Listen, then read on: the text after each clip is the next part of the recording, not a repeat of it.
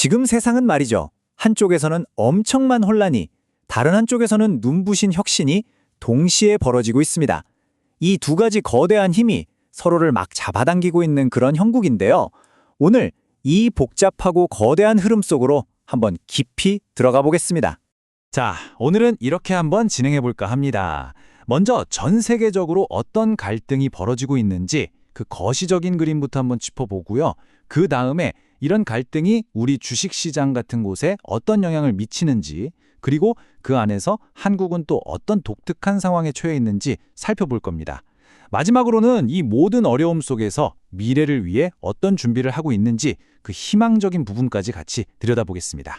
자, 그럼 첫 번째 이야기부터 시작해 볼까요? 바로 벼랑 끝에 선 세계, 글로벌 분쟁에 대한 이야기입니다. 지금 전 세계 상황을 보면요. 뭐랄까, 여기저기서 경고등이 켜진 느낌이에요. 한쪽에서는 보이지 않는 칼날, 바로 무역전쟁이 한창이고요.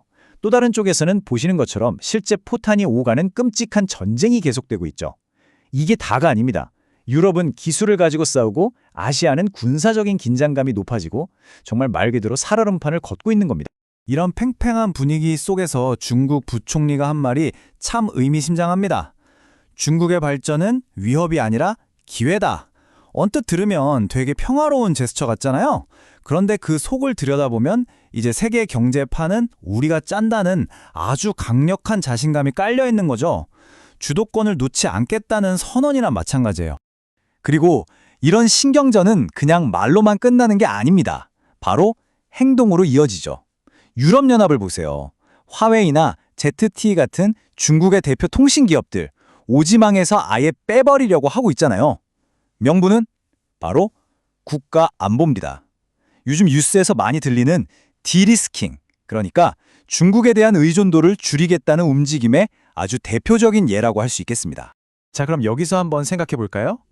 이렇게 전 세계가 서로를 경계하면서 숨을 죽이고 있을 때 그 여파는 과연 어디로 튈까요? 정치나 외교 뉴스에 나오는 저런 긴장감들이 당장 내 지갑, 우리 경제와는 대체 무슨 상관이 있을까요? 바로 두 번째 섹션에서 그 답을 찾아보겠습니다. 시장이 어떻게 압박받고 있는지 그 경제적인 파급 효과를 한번 들여다보죠. 그 질문에 대한 답은요, 가장 민감하게 반응하는 시장에서 바로 나옵니다. 대표적인 위험 자산으로 꼽히는 비트코인 보세요. 가격이 그냥 속절없이 무너져 내렸습니다. 9만 달러라는 중요한 선마저 깨져버렸죠. 이건 아주 명확한 신호예요. 전 세계의 불안감이 쫙 퍼지니까 투자자들이 가장 위험한 곳부터 돈을 빼고 있다는 뜻이거든요. 그리고 이런 공포 분위기가 암호화폐 시장에만 있었던 게 아닙니다. 우리나라 코스닥 시장도 마찬가지였어요. 특히 미래 성장 동력으로 꼽히던 바이오주들 있죠? 하루아침에 두 자릿수 넘게 폭락했습니다. 기대가 컸던 만큼 불안감이 덮쳤을 때 그 충격도 어마어마했다는 걸 정말 적나라하게 보여주는 거죠. 자, 이런 거대한 파도는 단순히 주가만 흔드는 게 아니죠. 한 나라 경제의 기초 체력을 시험하고 결국 우리 삶에 직접적인 영향을 주게 됩니다. 특히 한국처럼 수출로 먹고 살고 또 끊임없이 새로운 기술로 승부해야 하는 나라에게는 이 파도가 훨씬 더 거세게 느껴질 수밖에 없어요. 그럼 한국은 지금 이 상황을 어떻게 헤쳐나가고 있을까요? 세 번째 이야기, 바로 한국의 주택 퍼즐입니다.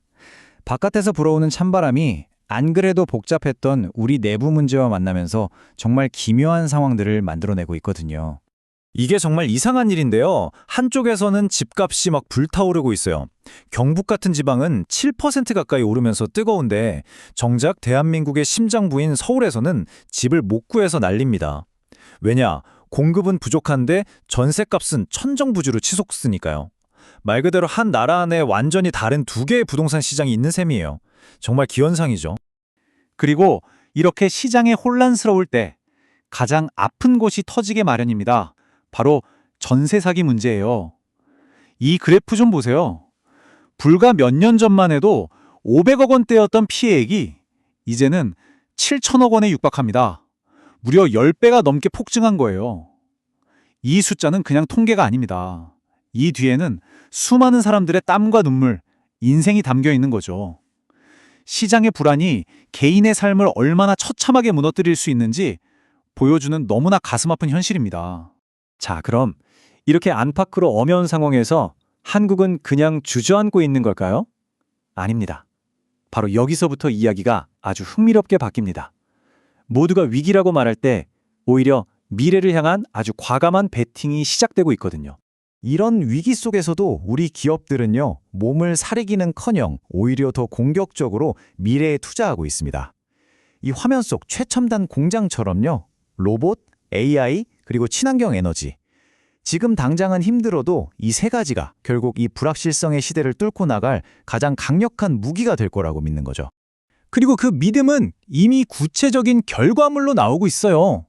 현대차는 로보틱스와 AI 덕분에 시가총액 100조 원을 넘어섰고요. 삼성바이오는 영업이익 2조 원을 바라보고 있습니다. LG전자는 AI 가전으로, SK는 빌 게이츠와 손잡고 차세대 원전 같은 에너지 분야에 뛰어들었죠. 분야는 제각각이지만 가리키는 방향은 똑같아요. 바로 미래 시장을 선점하겠다는 겁니다. 그렇다면 이 모든 거대한 변화를 이끄는 심장, 그 엔진은 과연 뭘까요? 네, 두말할 필요도 없죠. 바로 전 세계를 강자하고 있는 AI 붐입니다.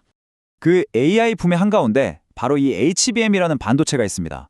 고대 역법 메모리라고 하는데요. 쉽게 말해 AI의 뇌가 더 빨리, 더 똑똑하게 일하게 해주는 부품이에요. 당연히 이 부품에 대한 수요가 폭발하겠죠? 그러다 보니 이걸 제대로 만들었는지 검사하는 이런 정밀 장비 회사들까지 덩달아 엄청난 기회를 맞고 있는 겁니다. AI 혁명이 단순히 기술 하나에서 끝나는 게 아니라 관련 산업 생태계 전체를 뿌리째 뒤흔들고 있다는 걸 보여주는 장면이죠. 자, 오늘 우리는 지정학적 혼란이라는 거친 파도와 기술 혁신이라는 거대한 흐름을 함께 살펴봤습니다. 이야기를 마무리하면서 이런 질문을 던지고 싶네요. 이렇게 리스크로 가득한 세상에서 어쩌면 가장 큰 리스크는 변화가 두려워서 아무것도 하지 않고 가만히 있는 것 아닐까요?